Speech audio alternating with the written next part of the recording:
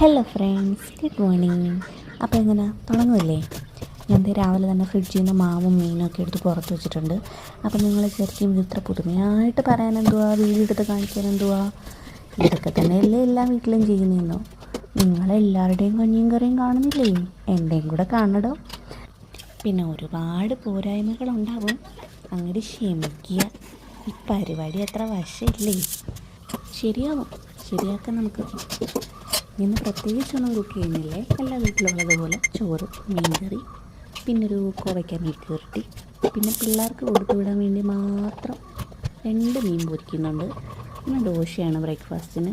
ദോശയ്ക്ക് പ്രത്യേകിച്ച് കറിയൊന്നും ഇല്ല, നമുക്കിവിടെ മീൻകറി ഉണ്ടെങ്കിൽ ഞങ്ങൾ മീൻകറിയും കൂട്ടി തന്നെയാണ് കഴിക്കുന്നത്. അപ്പോൾ ഇനി മീൻകറിയും കൂട്ടി ദോശ തിന്നുന്നോ എന്നൊന്നും ചോദിക്കരുത്, അത് നമുക്ക് ഇഷ്ടമാണ്. ഇഷ്ടമായത് നിങ്ങൾ തിന്നുക, അത്ര തന്നെ.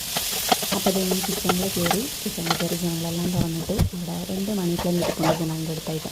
അപ്പോൾ അതിനൊക്കെ ഒന്ന് വെള്ളം ഒഴിച്ചു. പിന്നെ നമ്മൾ റൈസ് കുക്കറിലാണ് ചോറ് വെക്കുന്നത്.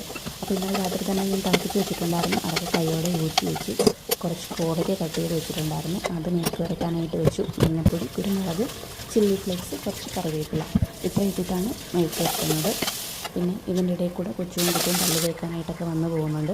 കിച്ചണിൽ വെച്ചിട്ടാണ് പല്ല് തേക്കുന്നതെന്ന് ചോദിക്കരുത്. അവർ ബാത്റൂമിൽ നിന്നിട്ട് ബ്രഷ് ചെയ്യാറുണ്ട്, പക്ഷേ എനിക്കൊന്ന് തേച്ച് കൊടുത്തില്ലെങ്കിൽ ഒരു തൃപ്തി കിട്ടില്ല.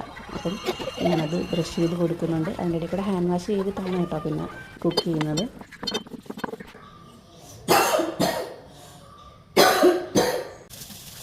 പൊടികൾ മൂപ്പിക്കുമ്പോൾ ഒന്ന് ചുമക്കി തുമ്മൊക്കെ ചെയ്തില്ലെങ്കിൽ അതും ഒരു തൃപ്തിക്കറല്ലേ. അപ്പോൾ അതും ഇങ്ങോട്ട് ചെയ്ത്. മീൻകറിക്ക് വേണ്ടിയിട്ട് ഞാൻ മുളക് പൊടി, മല്ലിപ്പൊടി, മഞ്ഞൾപ്പൊടി, കുറച്ച് ഉലുവാപ്പൊടി ഇത്രയും കൂടെ ജസ്റ്റ് ഒന്ന് മൂപ്പിച്ചെടുക്കുന്നുണ്ട്. മൂപ്പിച്ചെടുത്തിട്ട് ഞാൻ പിന്നെ തേങ്ങ അത് ഇങ്ങനെ ചിരട്ടയിൽ ഇളക്കിയെടുക്കാറാണ് പതിവ്. ഇളക്കിയെടുത്തിട്ട് ക്രഷ് ചെയ്തെടുക്കുക. എനിക്ക് കുറച്ചും കൂടി ഈസി ആയിട്ട് തോന്നുന്നത് ഇതാണ്. പിന്നെ ഞാൻ എൻ്റെ മീനിലേക്ക് നമ്മുടെ അരപ്പൊക്കെ ഒഴിച്ചു. പിന്നെ ഒരു കറിവേപ്പിലയൊക്കെ പൊട്ടിച്ചെടുത്തു. തക്കാളി, മുളക്, പിന്നെ നമ്മുടെ വടക്കംപുളി, നമ്മളിവിടെ കൊല്ലം ഇവിടെയൊക്കെ വടക്കംപുളി എന്നാണ് പറയാറുള്ളത്. പിന്നെ നമ്മൾ കറിവേപ്പില ഇട്ടു. ഇതെല്ലാം ഇട്ട് കൈയിട്ട് ഇളക്കിയാലേ കൈപ്പുണ്യം കിട്ടും. അപ്പം കൈയിട്ട് ഇളക്കി വെള്ളം ഒഴിച്ചു അടുപ്പിൽ വെച്ചിട്ടുണ്ട്. പിന്നെ ഒരു 2 പീസ് മീൻ മാത്രമേ വറുക്കുന്നുള്ളൂ, മക്കൾക്ക് വേണ്ടിയിട്ട് മാത്രം. അപ്പം അതിലേക്ക് മുളക് പൊടി, മഞ്ഞൾപ്പൊടി, കുരുമുളക് പൊടി, ലേശം ഉപ്പ്. ആ പഴുത്ത മാങ്ങ നമുക്ക് രാവിലെ മീനിട്ട് കേട്ടോ, നമ്മുടെ വീട്ടിൽ നല്ല അകത്ത് കിട്ടില്ല. ഞാൻ മീൻ വറുക്കാൻ വെച്ചു. അതിൻ്റെ ബാക്കി അരപ്പാണ് മീൻ കറിയിലോട്ട് ഒഴിച്ചിരിക്കുന്നത്. നമ്മൾ വേസ്റ്റാക്കാൻ പാടില്ലല്ലോ.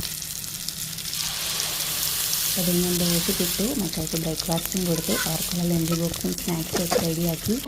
അപ്പോൾ ഇന്ന് ഇത്രയേ ഉള്ളൂ. ഇനി നാളെ കാണാം. Tata, bye bye, see you. ഇഷ്ടപ്പെട്ടാൽ ലൈക്ക് ചെയ്യണേ, ഷെയർ ചെയ്യണേ, സബ്സ്ക്രൈബ് ചെയ്യണേ.